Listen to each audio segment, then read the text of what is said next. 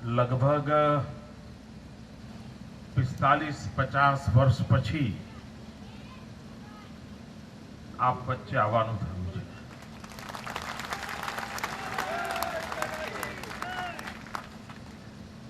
નાનો હતો ત્યારે વડીલોની આંગળી પકડીને નાતના નાના મોટા પ્રસંગોએ જવાનું થતું હતું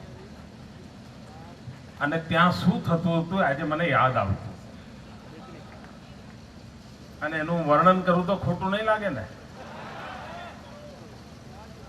કોઈનું નામ બોલવાનું રહી ગયું હોય તો ઝઘડા થયા હોય, કોઈનો હાર પહેરાવાનો રહી ગયો હોય તો ઝઘડા થયા હોય, કોઈને મંચ ઉપર બેસાડવાનો મોકો ન મળ્યો હોય તો ઝઘડા થયા હોય,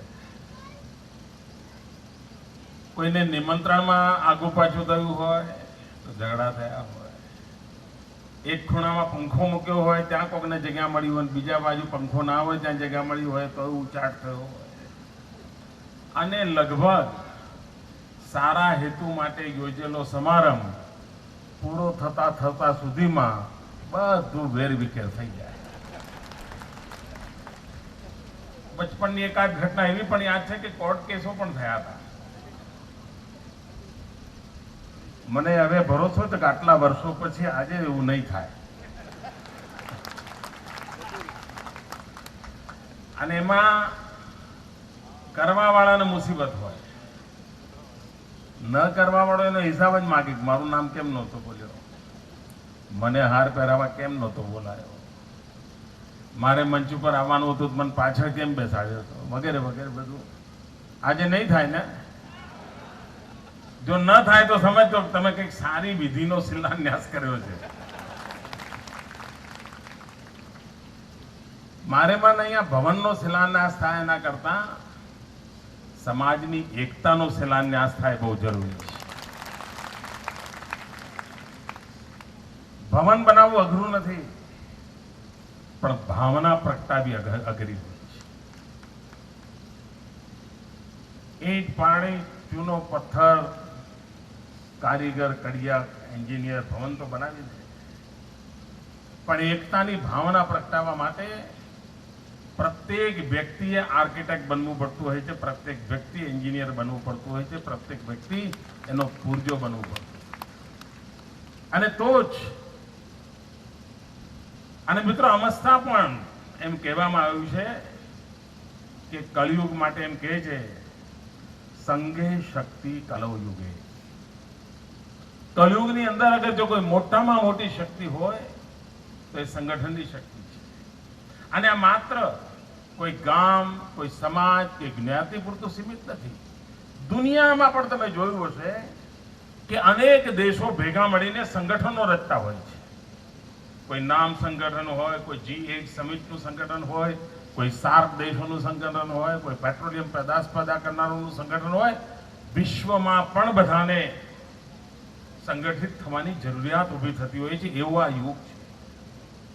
આ યુગને પહેચાનીને એકતા એ મંત્ર લઈને આપણે જો આગળ ધપીએ તો મને વિશ્વાસ છે કે સમાજનું ભલું કરવામાં આપણામાં તાકાત આવશે. બીજી એક બાબત બચપણથી મારા જે ધ્યાનમાં છે, ત્યારે તે વાત મને બહુ સમજાણી નહોતી, પણ હવે જરા વધારે સમજાય છે. અને મને ખબર છે કે આપણા સમાજના લોકોને ગામમાં કોઈ મહાજન કે એટલે એવો આનંદ આવે, એવા છાતીના બટન ખોલીને ફરે. ઓહો, બસ અમે તો બરાબર થઈ ગયા. ઘેર હાજે રાંધવું છું એના જોખમ હોય. દિવાળીમાં કપડા ધોઈને પહેરવાની અગવડતા હોય, પણ ગામમાં કોઈ મહાજન કે એટલે આમ 4 ડગલા ઊંચર ચાલે. આ એક ભ્રામિત છે આપણે મોટાપણનો ઘરેણું જે અંગીકાર કરી લીધું એના કારણે આપણને આપણી ઉણપો તરફ ધ્યાન જ ના કર્યું, આપણી મર્યાદાઓ પર ધ્યાન ના કર્યું. સાચ અર્થમાં મહાજન બનવું હોય તો શું કરવું પડે એની ચિંતા ના કરી, કારણ ગામના 5 લોકો મહાજન કહ્યું એટલે થઈ ગયું, મહાજન થઈ ગયા. અને એમાં ને એમાં આપણે માત્ર જન્મે પછાત છીએ એવું નહીં, આપણે કર્મે પણ વધુ ને વધુ પછાત થવાની દિશામાં જ ગયા. સદનસીબે હવે ધ્યાનમાં આવે છે કે ભાઈ આવા કોઈ આભૂષણોની આવશ્યકતા નથી, જેવા છે તેવા એમાંથી ક્યાંક સુધારવાની, આગળ વધવાની કોશિશ કરીએ તો જરૂર કુટુંબ પણ આગળ જતું હોય છે, સંતાનો આગળ જતા હોય છે, સમાજ આગળ જતો હોય છે, અને આપણે આગળ જઈએ તો બીજાને ઉપયોગી પણ થતા હોય છે. મને લાગે છે કે શિક્ષણની દિશાનો આ એક પ્રયાસ, અને બીજું ગુજરાતને ચારે ખૂણે પથરાયેલા સમાજને એક કરવાનો પ્રયાસ, અને શિક્ષણ માટે કોઈ કોમ્પ્રોમાઇઝ નહીં, આટલી પણ જો એકતા આપણે કરી લઈએ તો ચોક્કસપણે ખૂબ ગૌરવભેર આપણે જીવી શકીએ. મિત્રો, આટલા બધા વર્ષો પછી જ્યારે સમાજમાં આવ્યો છું ત્યારે તમારી મારા માટે ભરપૂર ફરિયાદો હશે. આપણા માટે શું કર્યું, આપણા છોકરાનું શું કર્યું. હું આપને લખી રાખે આપું છું, જે દિવસે હું મારું કરીશ ને એ પહેલા તમારા બધાનું કરીને જઈશ.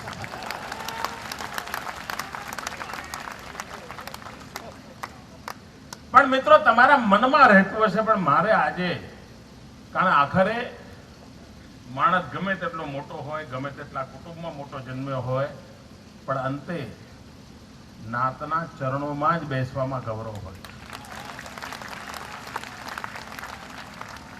આપણી સમાજ વ્યવસ્થા છે એમાં નાતની એક તાકાત હોય છે, એનું એક સામર્થ્ય હોય છે. અને આજે જયારે નાતના ચરણોમાં આવીને હું બેઠું છું ત્યારે મારે એક વાત કહેવી છે. મિત્રો, હું 12 વર્ષથી એક રાજ્યના મુખ્યમંત્રી તરીકે કામ કરું છું, અને દેશ અને દુનિયામાં ગુજરાતની વાહવાહી ચાલી રહી છે. ગુજરાત એક સમૃદ્ધ રાજ્યોમાં ગણાય છે. પણ આજે મારે સાર્વજનિક રૂપે એક વાતનો ગૌરવગાન કરવું છે, એકરાર કરવો છે કે આ સમાજમાંથી ક્યારેય 12 વર્ષમાં કોઈ વ્યક્તિગત કામ માટે, પરિવારના કામ માટે, હું મોદી છું માટે મને ન્યાય મળવો જો કંઈક મળવું જોઈએ એવી વાત લઈને એક પણ વ્યક્તિએ મારો દરવાજો ખખડાયો નથી. આ નાની વાત નથી. આ અંદર પડેલું કોઈક સ્વાભિમાન છે જેના કારણે આ શક્ય બનતું હોય છે. અને એટલા અર્થમાં આજની આ પળે આપે આજે સંસ્કારની ઊંચાઈ બતાવી છે. એ બદલ હું આપ સૌના ચરણોમાં વંદન કરું છું, આપ સૌને અભિનંદન આપું.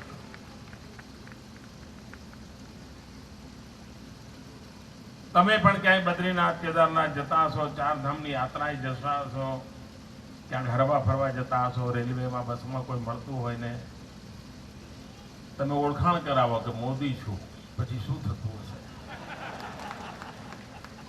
પછી તમને થતું હા અમારે કાકા થાય, એ તો અમારા નજીકના સગા છે, એવું થતું હશે. એટલે લોકો તમને પરેશાન પણ કરતા હશે કે યાર મોદી છો ને મને લઈ તો જાઓ, મળવી તો આપો, આટલું કામ કરો, તમે મોદી છો ને તમારી વાત ના માને. અને તમને કેટલો ત્રાસ થતો હશે એનો હું અંદાજ કરી શકું. કેટલા લોકોએ તમને દબાણ કર્યા હશે, આગ્રહ કર્યા હશે, શું નહીં કર્યું, બધું જ કર્યું હોય મિત્રો. અને બધા કરતા હોય છે ને. આપણા ત્યાં આ બધાને ખોટું માનવામાં જ નથી આવતું. બીજી કમ્પલસરી આવી છે કે આ બધી બાબતો તો હોય જ ને, સમાજ છે તો ના હોય, એમાં શું જેવું કે બધા આપણને. તો મિત્રો, આ પ્રકારે મોદી હોવાનો લાભ તો કઈ મળ્યો નહીં, ઉપરથી લોહી પીનારા વધ્યા. આ તમને જે ત્રાસ ભોગવવો પડ્યો છે મારા કારણે, એ બદલ પણ આજે સમાજની ક્ષમા માંગુ છું. આજે તમે આ ભવનનું નિર્માણ કરી રહ્યા છો ત્યારે તમે જોયું હશે કે ગુજરાતમાં પહેલા તો જે રીતે આપણું રાજ્ય ચાલ્યું હતું બહુ ઉછાટ રહેતો નહોતો સરકારને, એને કોઈ બહુ લાંબી પરોજણ પણ નહોતી રહેતી. કારણ શું? ભણવું હોય નિશાળ જતા હતા,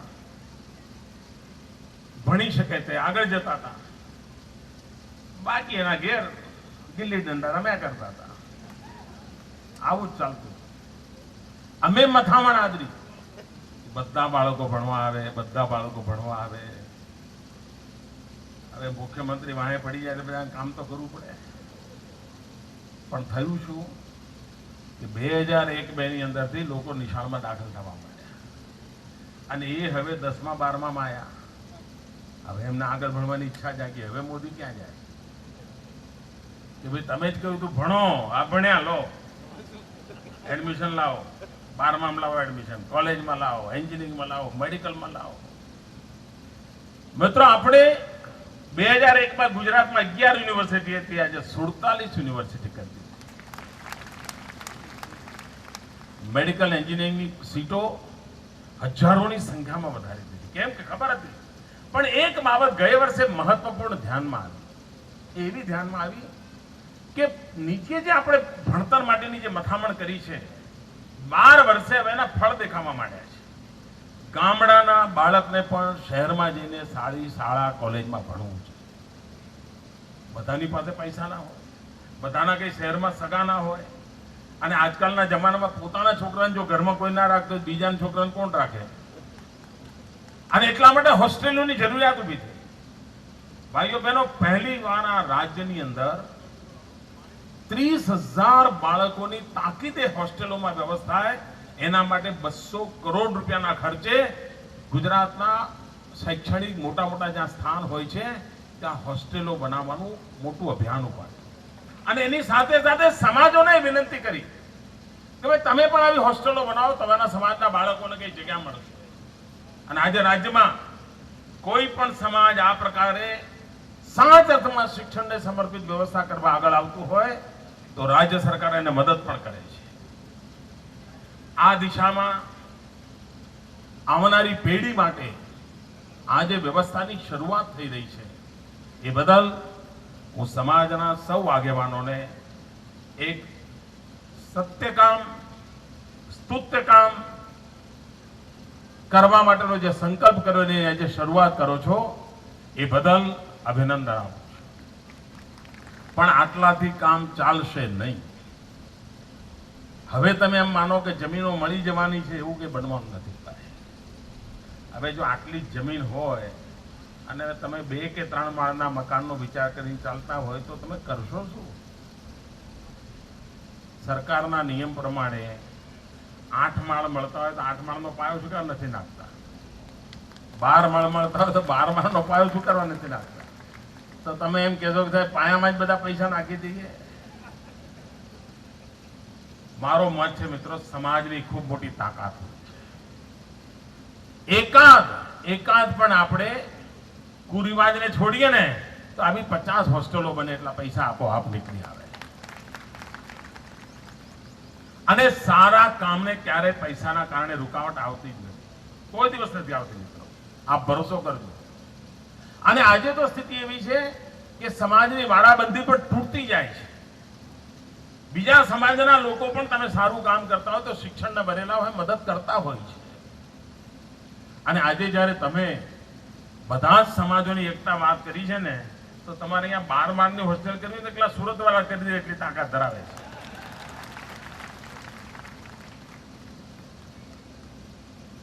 મિત્રો, સમાજમાં સામર્થ્ય પડ્યું છે. આ સામર્થ્યને જગાવવું જોઈએ અને આખી તમારી યોજનાનો પુનર્વિચાર કરો.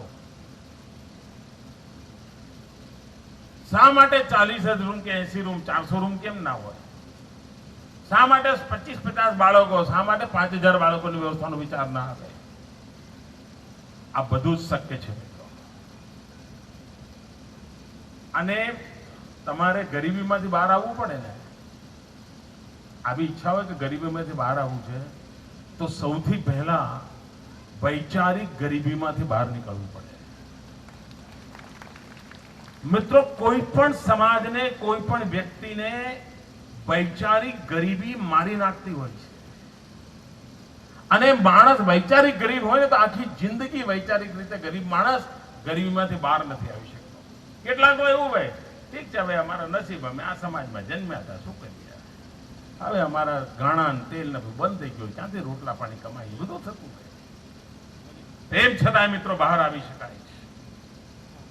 એક મનમાં સંકલ્પ જોઈએ, ઈરાદો જોઈએ, નેક ઈરાદો જોઈએ, તો પરિણામ મળતું હોય છે. એક નાનકડી ઘટના, સત્ય ઘટના મને બરાબર યાદ છે. એકવાર હું મહેસાણા રેલવે પ્લેટફોર્મ પર ઉભો હતો. ખૂબ બચપણની વાત છે. એક ભિખારી, એને કોઈ ભીખમાં બ્રેડ આપી હશે, તો બ્રેડ લઈને એના હાથમાં જબોળીને બહુ ટેસ્ટથી ખાતો હતો. અને ગાડી આવવાની વાર હતી, એટલે મારા સ્વભાવ છે નાની નાની ચીજો ઓબ્ઝર્વ કરવી, બચપણથી સ્વભાવ છે. તો હું એને બારીકાઈથી જોઈ રહ્યો હતો અને મસ્તીથી આમ બરાબર બ્રેડ જમાવીને જમતો હતો. અને હું એની પાસે ગયો. મેં કહ્યું, ભાઈ, આ તારી હથેળીમાં તો કઈ છે નહીં, હાથ ખાલી છે, અને આ બ્રેડ આમ જબોળીને કેમ ખાય?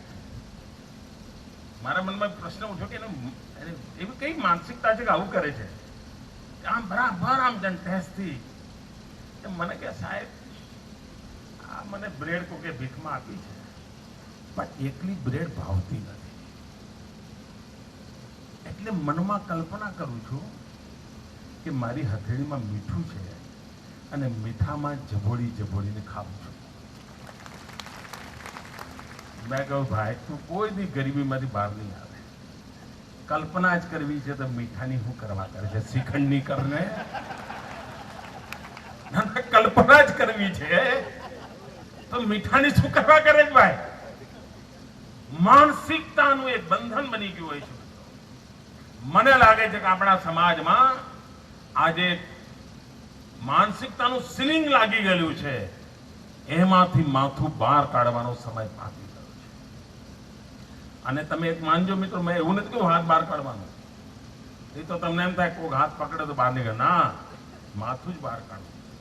અને માથું પોતાના પુરુષાર્થથી નીકળે, કોઈ આંગળી પકડે તો નીકળે એવું નથી હોતું, પોતાના સામર્થ્યથી ઉભું થવું પડતું હોય છે. અને સામર્થ્યથી ઉભા થવાનો સંકલ્પ કરીએ તો આપણને જરૂર કઈ ને કઈ યશ મળતો. મિત્રો, અહીંયા મને સન્માન પત્ર આપવામાં આવ્યું. મને જયારે નિમંત્રણ આપવામાં આવ્યું હતું ત્યારે મારી સાથે આવી કોઈ ચર્ચા નહોતી થઈ. આજે મંચ પર આવ્યો છું એ પળ સુધી મારી જોડે વાત થઈ નથી. મારી સમાજના લોકોને વિનંતી છે કે આપે આવું નહોતું કરવું જોઈએ. મને સન્માન પત્ર મેળવવાનો કોઈ હક નથી. આ સમાજના અનેક સપૂતો એવા થયા છે કે જેમણે આ સમાજ માટે જાત ઘસી નાખી છે, ઘર ઘસી નાખ્યું છે. મેં તો કશું જ કર્યું નથી, અને તેથી હું સન્માનનો હકદાર છું જ નહીં. અને આવા સન્માન મને મળે તે પણ જરા વધારે પડતું છે એવું મને લાગે છે. પણ આપે એક જ્ઞાતિજન તરીકે મારો જે સન્માન કર્યું, સ્વાગત સત્કાર કર્યો, આપે એટલું મોટું ઋણ મારા પર નાખી દીધું છે કે મને મૂંઝવણ થાય છે. પહેલા મને ક્યારે ફીલ નહોતું થતું, કારણ કે હું અલગારી માણસ છું, બહુ નાની ઉંમરમાં બધું છોડી દીધેલું. એટલે કઈ મને આજે તમે એક એવો ટીકો લગાવ્યો છે કે મને કાયમ ચિંતા રહેશે કે આ હવે મારે આ ચૂકવવું કેમ, આ ઋણ ચૂકવવું કેમ. ભાઈઓ બહેનો, ઈશ્વર શક્તિ આપે જેથી કરીને સમાજનું ઋણ ચૂકવવાને કોઈ જ પ્રસંગ મારા જીવનમાં આવે. ખબર નથી કોઈ આવશે કે નહીં આવે, કારણ કે બીજું તો કાંઈ કરી શકું એમ પૂછવું નહીં. પણ કદાચ કોઈ વાર, કારણ કે ઈચ્છા નથી કે આ કર્જ લઈને ઉપર જવું પડે. જે હોય એ બધું પધરાવીને જ જવું જોઈએ. અને એટલા માટે ફરી એકવાર મારી આપ સૌને શુભકામનાઓ છે. અને મેં કહ્યું એમ 45-50 વર્ષ પહેલાના મારા અનુભવો છે. હવે તમે એવું નહીં જ કરતા હો એવો મારો પૂરો વિશ્વાસ છે. અને આજે તો એવું જરાય નહીં કરો એવું મને ખાતરી છે. એકાદ વખત માનો કે રસોઈ ઓછી પડી હોય ને કદાચ એકાદ ચીજ ઘટી ગઈ હોય તો ચિંતા ના કરતા. આવું બધું થતું હોય છે અને મને બરાબર ખબર છે કે આવું જ થતું હોય છે. તો આપ સૌને ખૂબ ખૂબ શુભકામનાઓ. અને મને લાગે છે કે તમારો આખો પ્લાન બદલો. આ એક એક રન કરીને સેન્ચુરી ના થાય. ભાઈ તમે બહુ મોડા છો, 50 વર્ષ મોડા છો. એક તો તમારે 50 વર્ષનો ખાડો પૂરવાનો છે અને પછી આગળ વધવાનું છે. અને તેથી સમાજ સંકલ્પ કરે કે ભાઈ આવું ઠૂચુક મેળ નહીં પડે. તમારે સેન્ચુરી જ કરવી પડે. દરેક વખતે મેદાનમાં ઉતરો, સેન્ચુરી કરો તો જ તમે કંઈક મોટો ટંકાર કરી શકશો. તો આનો આખી યોજનાનો પુનર્વિચાર કરો અને ખૂબ ભવ્ય સપનું લઈને આગળ વધો. મિત્રો, સમાજ અને ઈશ્વર બધા જ મદદ કરતા હોય છે. મિત્રો, તો આપને મારી ખૂબ ખૂબ શુભકામનાઓ. ધન્યવાદ.